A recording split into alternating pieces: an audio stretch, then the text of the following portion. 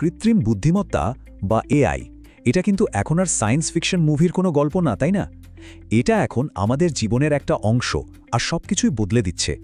আজকে আমরা artificial intelligence the robots are coming বইটার উপর ভিত্তি করে একটু গভীরে যাব, দেখার চেষ্টা করব যে এই অসাধারণ প্রযুক্তির আসল সম্ভাবনাগুলো কি আর এর সাথে কি কি ঝুঁকিও জড়িয়ে আছে।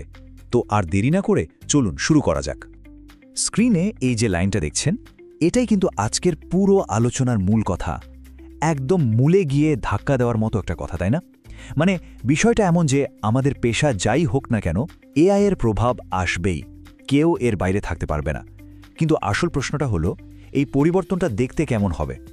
আসলে এআইকে শুধু ভালো বা খারাপ এই দুইটা বাক্সে ফেলাটা একদমই ঠিক হবে না। ব্যাপারটা অনেকটা একটা কয়েনের দুই পিঠের মতো। একদিকে দেখুন, এটা আমাদের কাজের গতি আর নির্ভুলতা হয়তো 10 গুণ বাড়িয়ে দিতে পারে, কিন্তু ঠিক তার উল্টো দিকেই আছে চাকরি হারানোর ভয়, নৈতিকতার মতো বড় বড় সব প্রশ্ন। আর এই দুটো দিককে একসাথে বোঝাটাই হলো এআইকে ঠিকভাবে জানার আসল উপায়।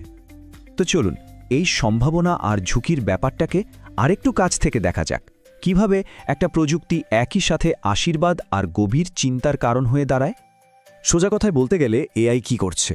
একদিকে এটা আমাদের কাজকে অনেক বেশি ফাস্ট আর নিখুঁত করে তুলছে, কিন্তু একই সাথে আমাদের কাজের যে পুরনো ধরনটা ছিল সেটাকে একেবারে নাড়িয়ে দিচ্ছে। আর এর ফলেই কিন্তু সমাজে নতুন নতুন প্রশ্ন উঠছে, যেমন ধরুন ডেটা ব্যবহারের কারণে কোনো পক্ষপাত তৈরি হচ্ছে কিনা, আমাদের ব্যক্তিগত তথ্যের গোপনীয়তা থাকছে কিনা, আর সবচেয়ে বড় কথা, চাকরির বাজারটার কি হবে। এখন এই কথাগুলো হয়তো একটু থিওরির মতো শোনাতে পারে, তাই না? তো চলুন এবার আর থিওরি নয়, একদম বাস্তবে দেখি বিভিন্ন পেশায় ঠিক কি কি ঘটছে। যেমন ধরুন স্বাস্থ্য খাতে একটা এআই সিস্টেম হয়তো হাজার হাজার মেডিকেল স্ক্যান দেখে একজন অভিজ্ঞ ডাক্তারের চেয়েও দ্রুত আর নির্ভুলভাবে রোগটা ধরতে পারছে। কিন্তু ভাবুন তো, একজন রোগীর সাথে কথা বলা, তাকে ভরসা দেওয়া, তার প্রতি সহানুভূতি দেখানো, এই মানবিক কাজটা কি কোনো মেশিন করতে পারবে? পারবে না। আর ঠিক এই জায়গাটাতেই মানুষ আর মেশিনের একসাথে কাজ করার গুরুত্বটা চলে আসে। একই রকম ঘটনা ঘটছে কিন্তু আইন পেশাতেও। একটা অটোমেটেড সিস্টেম হয়তো চোখের পলকে হাজার হাজার আইনি কেস ঘেটে দরকারি তথ্যটা বের করে আনছে, যেটা করতে একজন আইনজীবীর ঘন্টার পর ঘন্টা সময় লাগত। কিন্তু ন্যায় বিচার বা নৈতিকতার মতো যে সূক্ষ্ম বিচার বিবেচনা, সেই ক্ষমতাটা তো এখনও একজন মানুষের হাতেই। এমনকি ক্রিয়েটিভ ফিল্ডেও কিন্তু এআই চলে এসেছে, যা আসলেই অবাক করার মতো। একটা এআই টুল হয়তো অসাধারণ একটা ছবি এঁকে দিচ্ছে বা একটা সুন্দর লেখা তৈরি করে ফেলছে, কিন্তু মানুষের যে নিজস্ব চিন্তা, তার যে অনুভূতি বা একটা গল্প বলার যে ভঙ্গি, সেই মৌলিক জিনিসটা রিপ্লেস করা কিন্তু প্রায় অসম্ভব। আর যখন আমরা অর্থনীতির মতো একটা সিরিয়াস সেক্টরের কথা বলছি, তখন তো এর প্রভাব আরও অনেক গভীর। একদিকে যেমন এআই খুব শক্তিশালী ফ্রড ডিটেকশন সিস্টেম চালাতে পারে, মানে জালিয়াতি ধরে ফেলতে পারে, তেমনই অন্যদিকে ভাবুন তো, এর সিস্টেমে যদি ছোট্ট একটা ভুল থাকে বা ডেটা যদি বায়াসড হয়, তাহলে কিন্তু পুরো অর্থনৈতিক সিস্টেমটাই বিশাল ঝুঁকির মধ্যে পড়ে যেতে পারে। তো এই উদাহরণগুলো থেকে একটা জিনিস কিন্তু পরিষ্কার, এআই শুধু সুবিধাই আনছে না, সাথে কিছু বেশ বড়সড় ঝুঁকিও তৈরি করছে। এখন আমরা ঠিক সেই মূল চ্যালেঞ্জগুলোর দিকেই তাকাবো, যেগুলোর সমাধান আমাদের সবাইকে একসাথেই করতে হবে। এই বইটা বলছে যত ঝুঁকি থাকুক না কেন, সেগুলোকে মূলত 5টা বড় ভাগে ভাগ করা যায়। আর এই 5টাই হলো এআই যুগের সবচাইতে বড় চ্যালেঞ্জ। কি সেই ঝুঁকিগুলো? প্রথমত, চাকরি হারানো বা কর্মচ্যুতি। দ্বিতীয়ত, ডেটার কারণে তৈরি হওয়া পক্ষপাত আর সামাজিক বৈষম্য।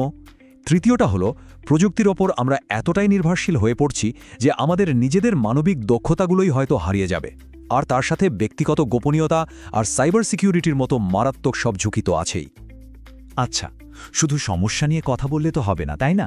সমাধানটাও তো দরকার। চলুন এবার একটা অ্যাকশন প্ল্যান বা কর্মপরিকল্পনার দিকে নজর দেওয়া যাক। একটা রোডম্যাপ যা আমাদের এই এআই এর যুগে পথ চলতে সাহায্য করবে। দেখুন, এই সমস্যার সমাধান কিন্তু একা কেউ করতে পারবে না, না শুধু আমরা, না কোনো কোম্পানি, না শুধু সরকার। এজন্যই এই অ্যাকশন প্ল্যানটাকে 3টে লেভেলে ভাগ করা হয়েছে। ব্যক্তি হিসেবে আমাদের কি করণীয়, সংস্থা বা কোম্পানিগুলোর কি করণীয়, আর সবশেষে সমাজ বা রাষ্ট্রীয় পর্যায়ে কি করা উচিত। প্রথমে আসি ব্যক্তি পর্যায়ে। আমাদের নিজেদের কি করতে হবে? প্রথম এবং সবচেয়ে জরুরি কাজটা হলো, শেখাটা কখনোই থামানো যাবে না। বিশেষ করে এআই আর ডেটা নিয়ে আমাদের জানতেই হবে। এর সাথে সাথে এমন কিছু মানবিক গুণ বা স্কিল বাড়াতে হবে যা কোনো মেশিন সহজে নকল করতে পারবে না। যেমন ধরুন ক্রিয়েটিভিটি, মানুষের প্রতি সহানুভূতি বা কোনটা ঠিক আর কোনটা ভুল সেই নৈতিক বিচার। এবার আসি সংস্থা বা কোম্পানিগুলোর দায়িত্বের কথায়।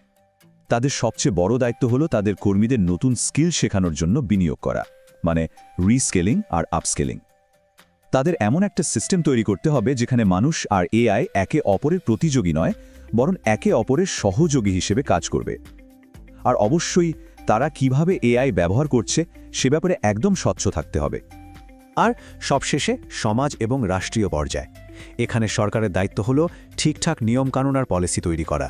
যারাই পরিবর্তনের কারণে চাকরি হারাবে তাদের জন্য একটা সোশ্যাল সেফটি নেট বা সামাজিক সুরক্ষার ব্যবস্থা করাটা খুবই জরুরি। আর যেহেতু এআই কোনো দেশের সীমানা মানে না, তাই এর নিরাপদ ব্যবহার নিশ্চিত করতে সব দেশকে একসাথে কাজ করতে হবে। তাহলে পুরো আলোচনা থেকে আমরা কি বুঝলাম? মূল কথাটা কিন্তু ভয় পাওয়া নিয়ে নয়। মূল কথাটা হলো এই নতুন পরিস্থিতির সাথে নিজেদের খাপ খাইয়ে নেওয়া বা অ্যাডাপ্ট করা। এই যে স্ক্রিনে কথাটা দেখছেন, এটাই কিন্তু পুরো আলোচনার সারমর্ম। এটা প্রযুক্তিকে ভয় পাওয়ার কোনো ওয়ার্নিং নয়, বরং এটা একটা ডাক, বুদ্ধিমত্তার সাথে এই পরিবর্তনের সাথে মানিয়ে নেওয়ার জন্য একটা আহ্বান। আর যারা এই কাজটা করতে পারবে তারাই কিন্তু ভবিষ্যতের পৃথিবীতে এগিয়ে থাকবে। তো শেষ পর্যন্ত প্রশ্নটা কিন্তু একটাই, আমরা কি এই পরিবর্তনকে ঠেকানোর চেষ্টা করব, নাকি নিজেদেরকে নতুন করে দক্ষ করে তুলব? প্রতিরোধ নাকি পুনঃদক্ষতা? সিদ্ধান্তটা কিন্তু আমাদের সবার।